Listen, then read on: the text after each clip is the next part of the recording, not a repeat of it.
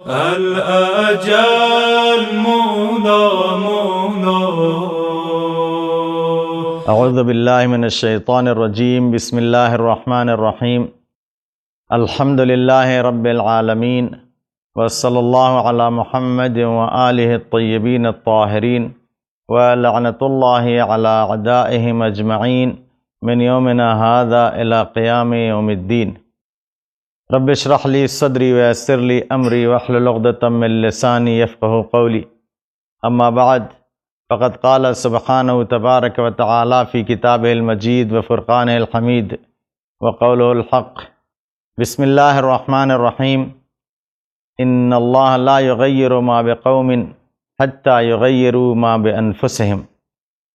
ناظرین محترم، خداوند عالم اپنی پاک و پاکیزہ و منزہ کتاب قرآن مجید کے سورہ رعد کی آیت نمبر 11 میں ارشاد فرما رہا ہے کہ اللہ تعالیٰ اس قوم کی حالت ہرگز نہیں بدلتا جب تک کہ وہ قوم اپنی حالت کو خود بدلنا نہیں چاہتی.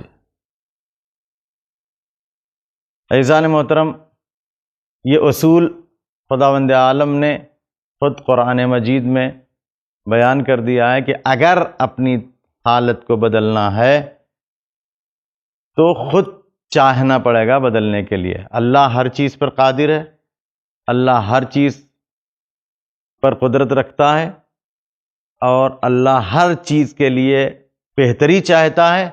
لیکن انسان کی بہتری اسی وقت ہوگی جب انسان خود اپنی بہتری چاہے. اگر انسان اپنی بہتری نہیں چاہتا، قوم اگر اپنی بہتری نہیں چاہتی ہے، تو حالات بدلنے والے نہیں ہیں. تاریخ اسلام میں آپ غور کریں کہ اسلام آیا لوگوں کو ہدایت دینے کے لیے، لوگوں کو صحیح راستہ بتانے کے لیے، لیکن تاریخ گواہ ہے کہ انہی لوگوں کی ہدایت ہوئی ہے جن لوگوں نے ہدایت حاصل کرنا چاہا. انہی لوگوں کے حالات بدلے ہیں جنہوں نے اپنے حالات خود بدلنا چاہے. پیغمبر اسلام صلی اللہ علیہ وآلہ وسلم کی زندگی میں اگر آپ نظر ڈالیں گے تو خود اس بات کو سمجھ سکتے ہیں کہ پیغمبر اسلام صلی اللہ علیہ وسلم جن کو اللہ نے رحمت بنا کر کے بھیجا ہے، وما ارسلناک الا رحمۃ للعالمین، میں نے نہیں بھیجا مگر عالمین کے لیے رحمت بنا کر. مگر یہ رحمت سے فیض کون حاصل کر سکتا ہے؟ وہی جو حاصل کرنا چاہے. ابتدائے اسلام کی تاریخ اگر آپ دیکھیں، خاندان میں لوگ رہ کر کے پیغمبر سے استفادہ نہیں کر سکے، پیغمبر کی رحمت ان کے شامل حال نہیں ہو سکی. کیوں؟ ایسا نہیں کہ اللہ نہیں چاہتا تھا یا پیغمبر نہیں چاہتے تھے. جو لوگ خود نہیں چاہتے تھے، ابو لہب کا ابو لہب رہا، ابو جہل کا ابو جہل رہا. کیوں؟ اس لیے کہ وہ اپنے حالات کو نہیں بدلنا چاہتے تھے. اور سلمان فارس سے آ کر کے اہل بیت میں شامل ہو گئے. جو خاندان کے تھے وہ رحمت سے فائدہ نہیں اٹھا سکے، اور جو فارس سے آیا وہ منا اہل البیت کا مصداق بن گیا. یہ وہی اصول ہے جو قرآن میں اللہ تعالیٰ نے سورہ رعد میں بیان کیا کہ ان اللہ لا یغیر ما بقوم حتی یغیروا ما بانفسہم. اللہ تعالیٰ اس قوم کی حالت نہیں بدلتا ہے جب تک کہ وہ قوم خود اپنی حالت نہ بدلنا چاہے. یہ اصول جو اللہ نے قرآن میں بیان کیا ہے، ہر مسلمان کو چاہیے کہ اس پر غور کرے اور تاریخ اسلام پر نظر ڈالے تو اس کو خود اندازہ ہو جائے گا کہ کس طرح سے دنیا کا نظام اسی پر چل رہا ہے کہ جب تک انسان خود اللہ نے ہر چیز کا انتظام کیا. اللہ خالق ہے، اللہ رازق ہے، اللہ رحم کرنے والا ہے، اللہ غفور الرحیم ہے. اللہ رحم کرتا، اللہ معاف کرتا. لیکن کس کو؟ جو اللہ سے رحم چاہے، جو اللہ سے مغفرت چاہے. جب تک نہ چاہیں گے تب تک نہیں ملے گا. اللہ اس قوم کی حالت، یہ زندگی کے ہر اصول میں، زندگی کے ہر موقع پر انسان کو اس اصول کو مد نظر رکھ کر کے عمل انجام دینا چاہیے. بعض اوقات ہوتا یہ ہے کہ لوگ سوچتے ہیں کہ نہیں اللہ کر دے گا. اللہ کرے گا. اللہ ہر اپنے بندوں کو اپنے بندوں سے زیادہ چاہتا ہے، لیکن یہ اسی وقت یہ اختیار دیا ہے ہم کو کہ جب تک ہم نہ چاہیں گے اللہ تبدیلی نہیں لائے گا. اللہ خالق ہے، اللہ رازق ہے. اللہ رزق دیتا ہے، آپ دیکھیں اللہ رزق دینے والا ہے، لیکن جب تک ہم رزق کو حاصل نہیں کریں گے، جب تک ہم رزق کو چاہیں گے نہیں، تب تک رزق ہم کو میسر نہیں ہوگا۔ اگر ہم گھر میں پڑے رہیں، اللہ رازق ہے، اللہ کے رازق ہونے میں کوئی شک نہیں، لیکن اللہ رازق کب ہے؟ اللہ رازق ہے کس کے لیے ہے؟ اس کے لیے جو اللہ سے رزق چاہے۔ اللہ مغفرت کرنے والا ہے کس کے لیے ہے؟ اس کے لیے جو اللہ سے مغفرت چاہے۔ اللہ ہدایت کرنے والا ہے اس کے لیے جو اللہ سے ہدایت چاہے۔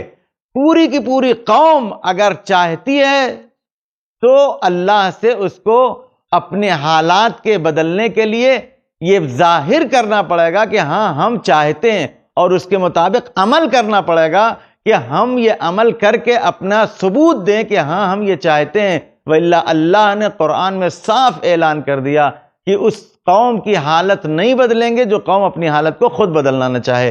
پیغمبر اسلام صلی اللہ علیہ وآلہ وسلم کی اس دنیا سے تشریف لے جانے کے بعد، ان کی وفات کے بعد یہی ہوا۔ اب یہ سوچیں کہ اسلام آیا تھا لوگوں کی ہدایت کے لیے، لیکن سب کو ہدایت نہیں ملی، بہت سے لوگ گمراہ ہوئے۔ قرآن نے اس سب چیزوں کی طرف اشارہ کیا ہے کہ بہت سے لوگ پلٹ جائیں گے، جو پلٹ جائیں گے ان کو زبردستی، یا جبر نہیں ہے کہ آپ نہ چاہیں اور آپ کو سب ملتا رہے، نہیں، وہی ملے گا آپ کو جو آپ چاہیں گے۔ اسی لیے انسان کو اللہ نے اختیار دیا ہے کہ اس دنیا میں آ کر کے وہ اچھائی کا راستہ اپنانا چاہے، اچھائی کے راستے کی طرف بڑھے، اللہ اس کی مدد کرے گا۔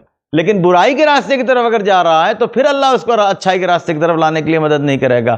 یہاں تک کہ پیغمبر موجود ہوں گے تب بھی اس کو ہدایت میسر نہیں ہوگا۔ کیوں؟ اس لیے کہ جب تک وہ ہدایت چاہے گا نہیں تب تک اس کو ہدایت میسر نہیں ہوگی۔ لہذا پیغمبر ہوں تب بھی اسی وقت ہدایت ملے گی جب وہ ہدایت چاہے۔ بہت سے لوگ ظاہری طور پر مسلمان ہو گئے، پیغمبر کے پاس آ گئے، پیغمبر کے ساتھ رہے، لیکن منافق تھے، انہوں نے نہیں چاہا اسلام اختیار کرنا۔ اگر کوئی یہ کہے کوئی منافق نہیں تھا تو یہ قرآن کو جھٹلانے کی کوشش کر رہا ہے، کیونکہ قرآن میں پورا سورہ منافقون موجود ہے، اور جو اس بات کی دلیل ہے کہ اس زمانے میں، پیغمبر کے زمانے میں بھی بہت سے لوگ ظاہری طور پر اپنے آپ کو مسلمان ظاہر کر رہے تھے، لیکن دل سے وہ اسلام نہیں لے آئے تھے، لہذا ان کا نام منافق رکھا گیا۔ اور منافق کا درجہ سب سے بدتر ہے، کافر سے بھی بدتر منافق ہے۔ لیکن یہ کس کی وجہ سے ہے؟ خود وہ نہیں چاہ رہا ہے، باہر کے پریشر کی وجہ سے یا حالات کے بدلتا ہوا دیکھ کر کے اپنے آپ کو ظاہری طور پر بدل لیا، لیکن اندر سے نہیں چاہا بدلنا، تو ظاہری طور سے بدلنے کے باوجود، زبانی کلمہ پڑھنے کے باوجود ہدایت میسر نہیں ہوئی۔ جہاں لوگوں کو یہی اعتراض ہوتا ہے کہ آخر کیسے ہو سکتا ہے کہ پیغمبر کے ساتھ رہیں اور اچھے نہ ہوں؟ نہیں، ساتھ رہنے سے اچھا نہیں، خانہ کعبہ میں بھی جا کر کے بیٹھ جائیں گے تو اچھے نہیں ہوں گے جب تک کہ خود اچھے بننا نہ چاہیں۔ کیوں؟ اس لیے کہ اللہ نے صاف صاف اس آیت میں اعلان کر دیا، ان اللہ لا یغیر ما بقوم حتی یغیروا ما بانفسہم، جب تک قوم اپنے حالات کو بدلنا نہ چاہے تب تک اللہ اس کے حالات کو نہیں بدلتا۔ لہٰذا آپ خانہ کعبہ میں جا کر کے بیٹھ جائیے، پیغمبر کے پاس بیٹھ جائیے، لیکن خود آپ کو بدلنا پڑے گا۔ آج کیا ہے مسلمانوں کے ساتھ؟ قرآن جیسی عظیم کتاب موجود ہے، لیکن کتنے لوگ قرآن سے استفادہ کر رہے ہیں؟ کتنے لوگ قرآن سے فائدہ اٹھا رہے ہیں؟ کتنے لوگ حدیث سے فائدہ اٹھا رہے ہیں؟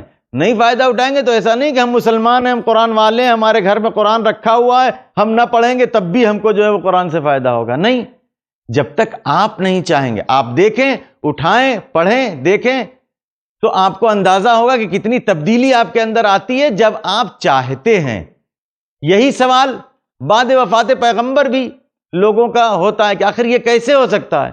دنیا داری کی بنیاد پر لوگوں کا قلب بدلا، اور علی جیسا امام ہونے کے باوجود انہوں نے جب تبدیلی نہیں چاہی تو وہ نہیں بدلے۔ کس طرح سے امام برحق کے مقابل میں آ کر کے ان کی مخالفت کی، جس کو پیغمبر نے اپنے ہاتھوں پر بلند کیا تھا اور پیغمبر نے دکھایا تھا، لیکن چند لوگ کے علاوہ کہ جنہوں نے چاہا کہ ہدایت حاصل ہو، جنہوں نے نہیں چاہا، امام برحق کے ہونے کے باوجود ان کو ہدایت نہیں ملی، ان کے حالات نہیں بدلے۔ جیسا آپ چاہیں گے، جیسا آپ کرنا چاہیں گے ویسا آپ کے ساتھ عمل ہوگا. اگر آپ چاہتے ہیں کہ ہم کو خود بخود سب چیز ہو جائے، وہ نہیں ہوگی. اگر آپ خاموش رہیں گے تو اس خاموشی کا نتیجہ آپ کو ملے گا. آپ بولیں گے، آپ کو بولنے کا نتیجہ ملے گا. آپ اقدام کریں گے، آپ کو اس اقدام کا نتیجہ ملے گا. آپ بیٹھے رہیں گے، آپ کو اس کے بیٹھنے کی سزا بھگتنی پڑے گی. چاہے جیسے بھی حالات ہوں، اگر قوم اٹھتی نہیں ہے، خود اپنی حالت نہیں بدلنا چاہتی ہے، جب تک تب تک اللہ اس قوم کی حالت نہیں بدلتا. یہی ہوا بعد وفات پیغمبر. لوگوں نے اپنے حالات خراب کرنا چاہے، خراب ہوئے. امام برحق کو چھوڑ دیا اور بدتر ہو گئے. امام برحق پر ظلم کرنا شروع کیا، بد سے بدتر ہوئے حالات. یہاں تک کہ مولائے کائنات حضرت علی ابن ابی طالب علیہ السلام جیسا اللہ کا خاص بندہ، پیغمبر کا خاص نمائندہ، پیغمبر کا خاص خلیفہ، بلا فصل خلیفہ، جس کو پیغمبر نے غدیر میں 1.25 لاکھ لوگوں کے درمیان معرفی کی، جس کی چھوڑ دیا، گمراہ ہو گئے. ایسا نہیں کہ زبردستی آئیں گے. اور مولائے کائنات حضرت علی ابن ابی طالب علیہ السلام جیسی ذات، لوگوں کی بدبختی کی وجہ سے آپ کے سر پر ضربت لگی. حالات لوگوں نے اپنے اس طرح سے خراب کیے کہ امام برحق کے ہونے کے باوجود صرف یہی نہیں کہ قوم کے حالات خراب ہوئے، جو قوم کی ذمہ داری جس کی تھی، اگر قوم نے نہیں چاہا تو علی جیسا امام سر پر اس کے ضربت لگی. امام حسن جیسا بردبار امام زہر دغا سے شہید کیا گیا. کیوں؟ اس لیے کہ قوم نے ساتھ چھوڑ دیا. جب ساتھ نہیں دیا، حالات ان کے بہتر ہونے کے بجائے اپنے حالات بہتر نہیں کرنا چاہے، حالات خراب ہو گئے. اور ابھی سبق نہیں حاصل کیا اور بہتری نہیں چاہی، امام حسن علیہ السلام کے ساتھ چھوڑا. حد ہو گئی کہ امام حسین علیہ السلام کا ساتھ اس طرح سے چھوڑا کہ امام حسین علیہ السلام پوری امت مسلمہ میں فریاد کر رہے ہیں، اور پیغمبر کا کلمہ پڑھنے والے لوگ امام حسین علیہ السلام کا ساتھ نہیں دے رہے ہیں. یہ کوئی ایسی بات نہیں جس کو کوئی چھپا سکے. دنیا جانتی ہے کہ کلمہ پڑھنے والے لوگ ہزاروں کی تعداد میں امام حسین علیہ السلام کے مقابل میں کھڑے رہے، اور گنے چنے وہ لوگ جو چاہتے تھے اپنے حالات کو بدلنا دنیا اور آخرت میں، وہ امام حسین علیہ السلام کے ساتھ رہے. اسی کربلا کے میدان میں آپ دیکھ لیجئے، امام برحق، امام معصوم فریاد کر رہا ہے، آؤ ہم تم کو ہدایت کا راستہ بتائیں. لیکن جو نہیں آیا، امام کی آواز کانوں سے سنی اور اس کے باوجود نہیں چاہا ہدایت حاصل کرنا. بعض اوقات ہم لوگ بہت خوش ہوتے ہیں کہ چلیے امام سے ملاقات ہو جائے، امام کی آواز سن لیں. صرف امام کی آواز سن لینے، امام کی ملاقات کر لینے سے نہیں. کربلا میں لوگ امام کو برجستہ دیکھ رہے تھے، امام برحق کی آواز سن رہے تھے. اپنے امام وقت کے بلاوے پر چونکہ انہوں نے لبیک نہیں کہا، ان کے حالات نہیں بدلے.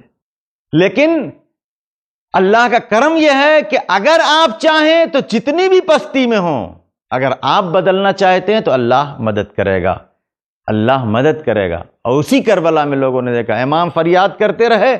شمر ملعون، عمر سعد ملعون اور اس کے سپاہی، اس کے ساتھی، انہوں نے نہیں چاہا اپنے حالات بدلنا، وہ جہنمی ہو گئے. اور اسی میدان میں کس پستی تک جا چکا تھا، حر، چاہا اپنے آپ کو بدلنا. آخر وقت میں جب چاہا بدلنا تو اللہ کی حجت نے اس کو ایسا بلند کیا کہ قیامت تک کے لیے علیہ السلام ہو گئے. یہ کربلا گواہ ہے اس بات کی کہ جب بدلنا چاہے تو کسی بھی حالت میں انسان اللہ کی مدد کو حاصل کر سکتا ہے. لیکن اس کی پہلی شرط یہ ہے کہ خود چاہے کہ ہم کو اللہ کی مدد میسر ہو. لیکن اگر ہم چاہیں کہ نہیں، اللہ کو بھولے رہیں، اہل بیت علیہ السلام سے دور رہیں، دنیا داری میں اپنے آپ کو مصروف رکھیں، اس کے بعد بھی یہ امید رکھیں کہ اللہ کی مدد آ جائے گی، نہیں آئے گی. ان اللہ لا یغیر ما بقوم حتی یغیروا ما بانفسہم.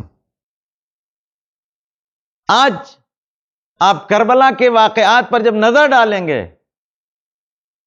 تو امام حسین علیہ السلام مدینے سے مکے آئے احتجاج کیا، حجت خدا ہے، امام برحق ہے، آغوش پیغمبر کے پروردہ ہیں، جن کا عقیدہ کچھ بھی نہ ہو امام حسین علیہ السلام کے سلسلے میں، تو کیا اس سے بھی کوئی انکار کر سکتا ہے کہ پیغمبر کی آغوش میں پلے، پیغمبر نے جن کو اپنی زبان چسا کر کے پالا ہے، پیغمبر کی آغوش میں پلنے والا کوئی یہاں ساتھ میں بیٹھنے والوں کا کتنا رتبہ ہے، اور پیغمبر کی آغوش میں پلنے والے کا رتبہ نہیں سمجھ میں آتا، سب کو سمجھ میں آتا ہے۔ لیکن دیکھیں کہ امام حسین علیہ السلام جیسی شخصیت قوم کو جگانے کے لیے، قوم کو ابھارنے کے لیے مدینے سے مکے آتی ہے، مکے میں دنیا بھر کے مسلمانوں کو مخاطب کرتی ہے، فریاد کرتی ہے حالات کیا ہیں، لیکن حالات نہیں بدلتے اس وقت تک جب تک کہ قوم خود اپنی حالت نہ بدلنا چاہے۔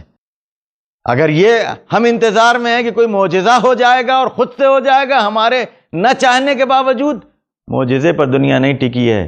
اگر معجزے پر ہونا ہوتا تو پیغمبر کو اتنی جنگیں نہیں لڑنی پڑتی، ائمہ علیہ السلام کو شہادت نہ دینی پڑتی، بلکہ حالات میں ساتھ دینا، قوم کا ساتھ دینا، اپنے رہبر کا، اپنے پیشوا کا، اپنے امام کا، اور یہ دل سے چاہنا کہ ہمارے حالات بدلیں، تب دیکھیے اللہ کی مدد کس طرح سے آتی ہے۔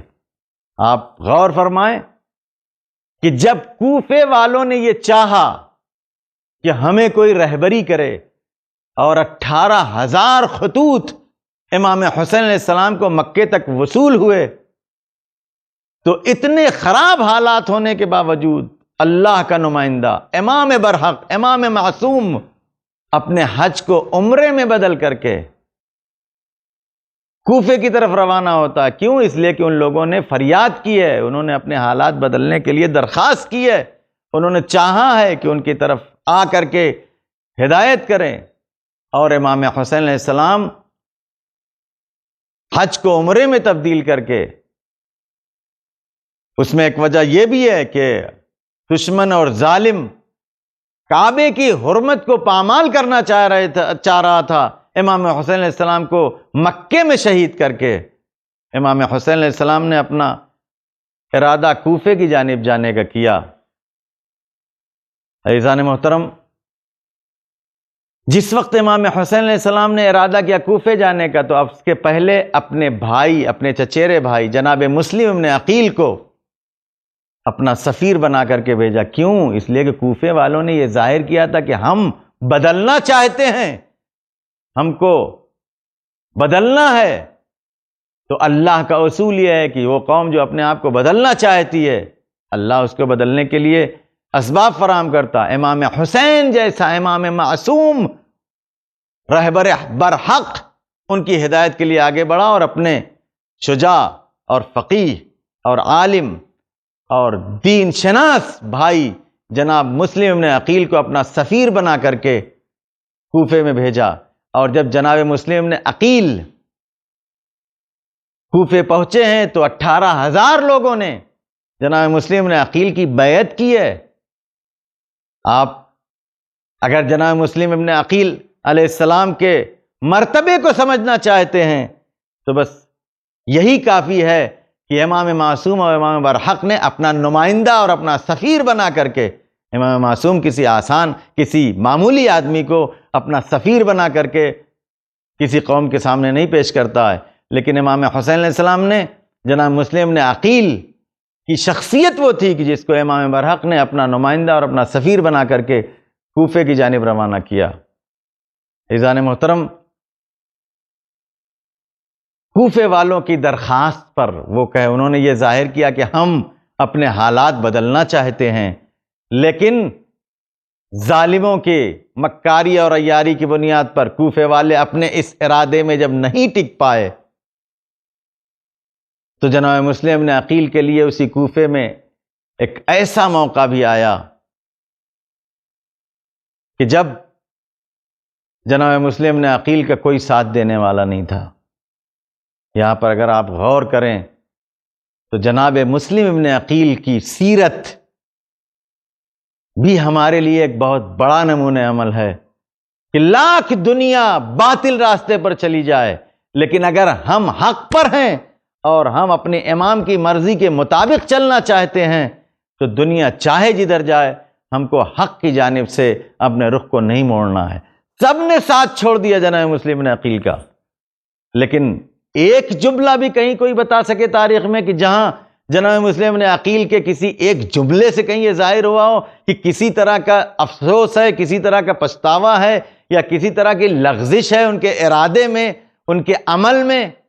یہ درس ہے کہ اے حسین والو، حسین کا سفیر دنیا کو یہ درس دے رہا ہے کہ دنیا چاہے جتنی بدل جائے، چاہے جتنی خراب ہو جائے، ہمارے لیے اس بات کا جواز نہیں پیدا ہوتا کہ ہم صحیح راستے کو بدل کے دنیا کے ساتھ ہو جائیں۔ اگر حق ہماری نگاہوں کے سامنے ہے تو پھر ہم کو حق کا ساتھ دینا ہے اور ہم کو حق کے ساتھ رہنا ہے، چاہے ظالم کتنا بھی ظلم ڈھائے۔ اور 1400 سال سے جناب مسلم علیہ السلام کا تذکرہ اس بات کی دلیل ہے کہ اگر آپ حق پر ہیں اور آپ کو قتل کر دیا جاتا ہے، آپ کو شہید کر دیا جاتا ہے، تب بھی آپ تا قیام قیامت زندہ رہیں گے۔ کیوں؟ اس لیے کہ آپ نے جو اقدام کیا ہے وہ زندہ رہنے کے لیے، تو اللہ نے، آپ نے جب زندہ رہنے کے لیے اپنی جان قربان کی ہے تو اللہ نے آپ کو زندہ رکھا ہے۔ امام حسین علیہ السلام نے قوم کو زندہ کرنے کے لیے اپنی قربانی دی، قیامت تک کے لیے اللہ نے امام حسین علیہ السلام کو زندہ رکھا ہے۔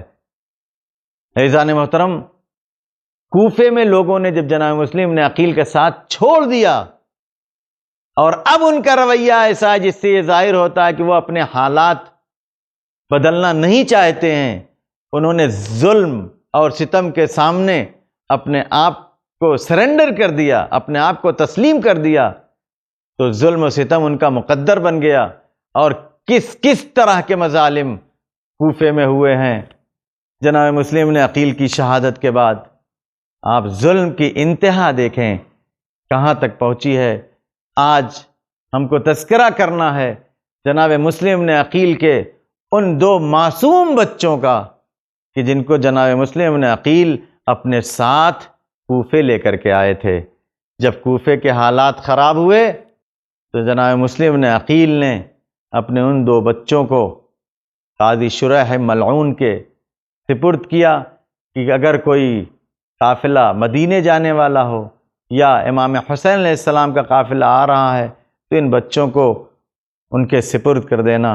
عزیزان محترم، لیکن کوفے کے حالات بہت خراب ہو چکے تھے اور شریح قاضی خود اس کے بھی حالات عقیدے اور عمل دونوں اعتبار سے خراب ہو گئے تھے، لیکن شاید اتنی غیرت تھوڑی سی اس کے پاس بچی تھی کہ بچوں کو ظالم کے حوالے کرنا نہ پڑ جائے کہیں، لہٰذا ان کو کسی طرح سے کوفے سے باہر نکال دیں۔ لیکن اتنی زیادہ بے حسی کہ دو معصوم بچے کس کے حوالے کیے؟ مقاتل لکھتے ہیں کہ شریح نے اپنے بیٹے سے کہا کہ ان دو بچوں کو فلاں قافلہ مدینے جانے والا ہے، اس قافلے سے لے جا کے ملحق کر دو۔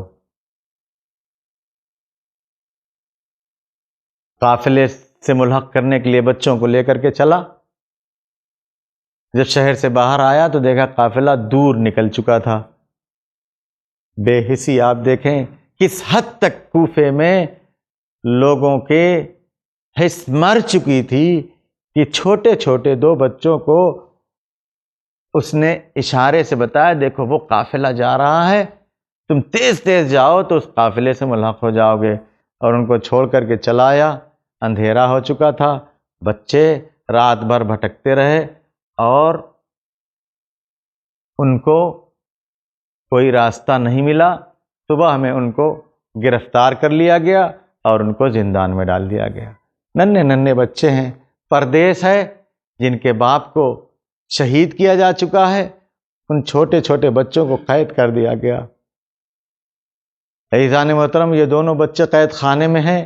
قید خانے میں ان بچوں پر ایسا ستم ڈھایا جا رہا ہے کہ یہ نہ صحیح سے کھانا مل رہا ہے، نہ پانی مل رہا ہے۔ شام کو کچھ سوکھی روٹی اور پانی زندان بان لا کر کے دے دیتا ہے۔ خاندان رسالت کے بچے ہیں، دن بھر روزہ رہتے ہیں، شام کو انہیں سوکھی روٹیوں سے افطار کرتے ہیں۔ جب کافی دن گزر گیا تو ایک بھائی نے دوسرے بھائی سے کہا کہ بھائی دیکھو، ہم اپنی معرفی کریں، ہم اپنے کو بتائیں اس زندان بان کو، شاید ہماری غذا میں کچھ اضافہ کرے، شاید ہمارے اوپر کچھ ترس کھائے، شاید ہمارے اوپر کچھ رحم کھائے۔ ایک مرتبہ ان دونوں بھائیوں نے یہ طے کیا کہ آج ہم اپنے آپ کو بتا دیں گے زندان بان کو کہ ہم کون ہیں۔ ایک مرتبہ جب زندان بان آیا تو ان دونوں بھائیوں نے اپنی معرفی کی۔ پہلے اس سے پوچھا کیا آپ پیغمبر کو جانتے ہیں، کیا آپ علی مرتضیٰ کو جانتے ہیں؟ وہ ایک ایک کر کے پوچھتے رہے۔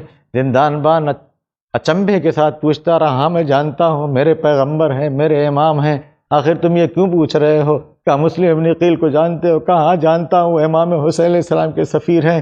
ایک مرتبہ ان دونوں بچوں نے کہا ہم اسی غریب مسلم شہید مسلم کے دو یتیم ہیں۔ ایک مرتبہ جیسے اس زندان بان نے یہ سنا کہ یہ دونوں بچے جناب مسلم کے یتیم ہیں، آپ اندازہ لگائیں کہ حالات کیسے تھے، کس طرح سے مظالم ہو رہے تھے کہ نہ اس کو کبھی پوچھنے کی ہمت ہوئی، نہ یہ بچے بتا سکتے تھے، اور نہ کسی نے لا کر کے لاتے وقت یہ بتایا تھا کہ یہ بچے کون ہیں۔ بس بچوں کو زندان میں ڈال دیا تھا۔ لیکن جیسے ہی اس کو معلوم ہوا کہ یہ خاندان رسالت کے بچے ہیں، ویسے ہی وہ زندان بان ان بچوں کے قدموں پر گر گیا، بچوں ہم کو معاف کر دو، یہ زندان کا دروازہ کھلا ہوا ہے، تم جہاں چاہو چلے جاؤ۔ اس نے کچھ راستہ بھی بتایا، اپنی نشانی بھی دی، لیکن بچے چھوٹے تھے۔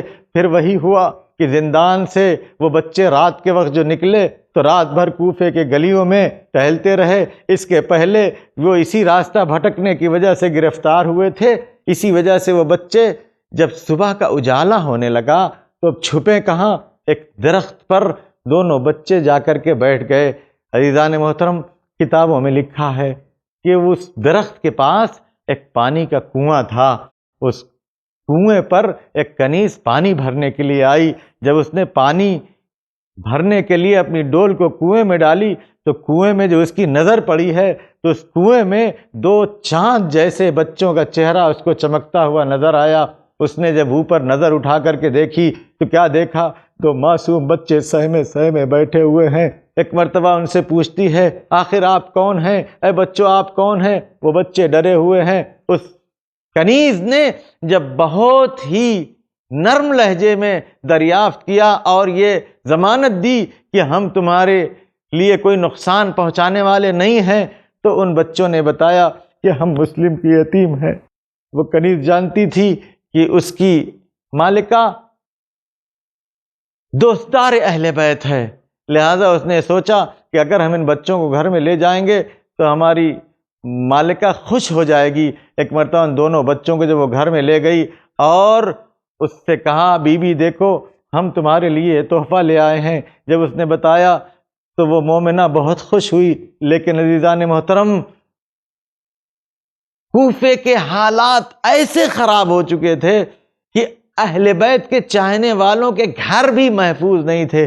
وہ مومنہ تو تھی اہل بیت کے چاہنے والی، لیکن اس کا شوہر دنیا دار تھا۔ ایک مرتبہ اس مومنہ نے ان بچوں کو تسلی دی، سر میں کنگھی کی، کھانا کھلایا اور ایک حجرے میں ان کو جگہ دی کہ بچوں آؤ آ کے سو جاؤ۔ ایک مرتبہ رات کے اندھیرے میں اس کا شوہر رات گئے، جب گھر میں آیا تو بہت تھکا ہوا اور بہت پریشان۔ اس نے پوچھا آخر کیا ہوا، کیوں اتنی دیر کر کے آئے ہو؟ اس نے ماجرا بتایا۔ اس نے کہا آخر تم کیوں اس نے ماجرا یہ بتایا کہ مسلم کے بچے زندان سے فرار ہو گئے ہیں، انہی کی تلاش میں نکلا، پورے دن تلاش کرتا رہا لیکن وہ بچے کہیں نہیں ملے۔ اس مومنہ نے اس کو بہت سمجھانے کی کوشش کی کہ آخر تم ایسا کام کیوں کرتے ہو، ہم کو اس کی ضرورت نہیں ہے۔ کہا حاکم نے انعام کا اعلان کیا ہے، کہا حاکم کا انعام ہم کو نہیں چاہیے۔ لیکن وہ ظالم وہ انعام کی لالچ میں دن بھر دوڑتا رہا۔ جناب مسلم کے بچوں کی جب خبر نہیں ملی، رات میں گھر میں آ کر کے سو گیا۔ عزیزان محترم، ایک کمرے میں، اسی کے گھر میں ایک کمرے میں وہ دونوں بچے سو رہے تھے۔ مقاتل لکھتے ہیں کہ رات کے اندھیرے میں ایک مرتبہ ایک بھائی کی آنکھ کھلی، دوسرے بھائی کو جگایا، کہا بھیا اٹھو، کہا کیا ہوا؟ کہا ابھی میں نے خواب دیکھا ہے۔ کہا بھائی ہم نے بھی خواب دیکھا ہے۔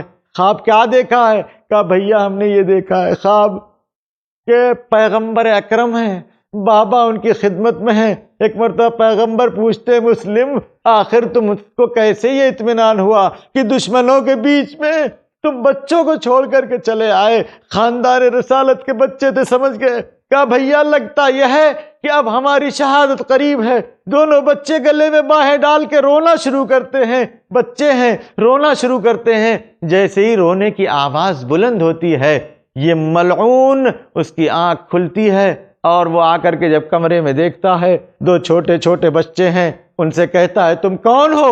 بچوں نے سہم کر کے کہا اگر امان ہو تو بتائیں۔ اس نے کہا امان ہے۔ ایک مرتبہ بچوں نے کہا کہ ہم مسلم کے یتیم ہیں۔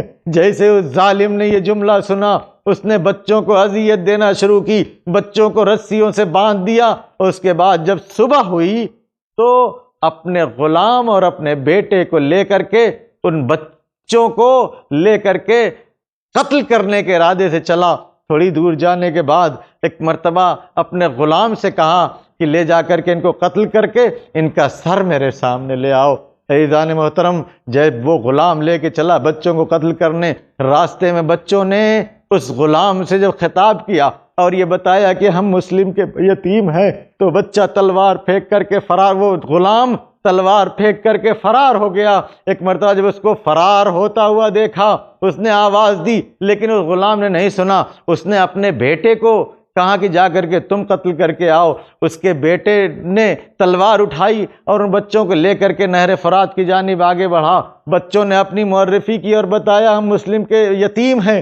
وہ نوجوان بھی ان بچوں کو قتل نہیں کرنا چاہتا تھا، تلوار پھینک کر کے فرار کر گیا۔ آخر میں یہ ظالم خود تلوار اٹھاتا ہے اور فرات کے کنارے لے کر کے بچوں کو آتا ہے۔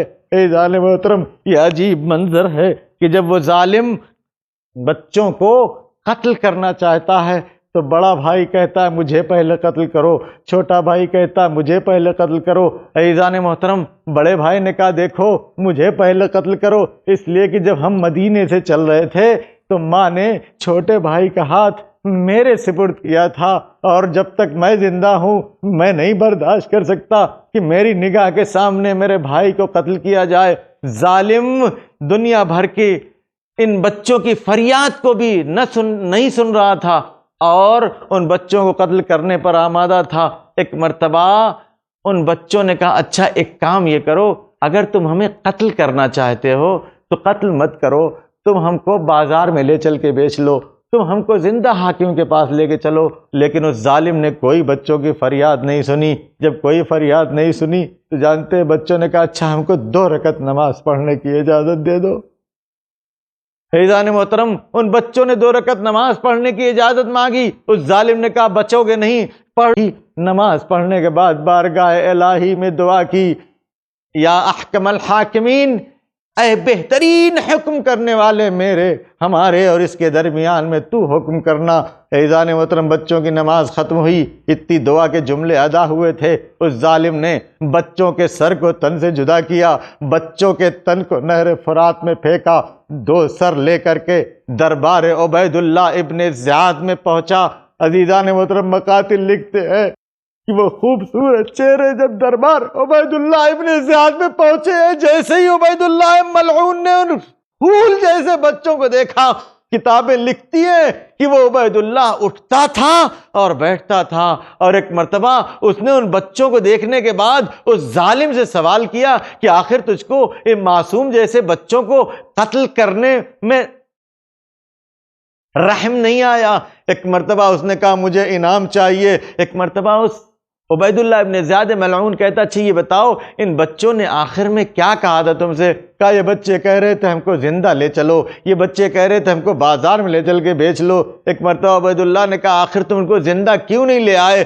کہا ہم کو یہ خوف تھا کہ کہیں راستے میں اہل بیت کے چاہنے والے کوئی مل گئے اور ان بچوں کو ہم سے چھین نہ لیں۔ ایک مرتبہ جب یہ حالات جو عبید اللہ ابن زیاد نے کوفے کے محسوس کیے کہ ان بچوں کی شہادت کی بنیاد پر کہیں کوفے کے حالات خراب نہ ہو جائیں، اس نے اپنے غصے کا اظہار کیا اور اسی اپنے دربار میں اعلان کیا کہ کون ہے جو اس ملعون کو وہیں لے جا کر کے قتل کرے جہاں اس نے ان بچوں کو قتل کیا۔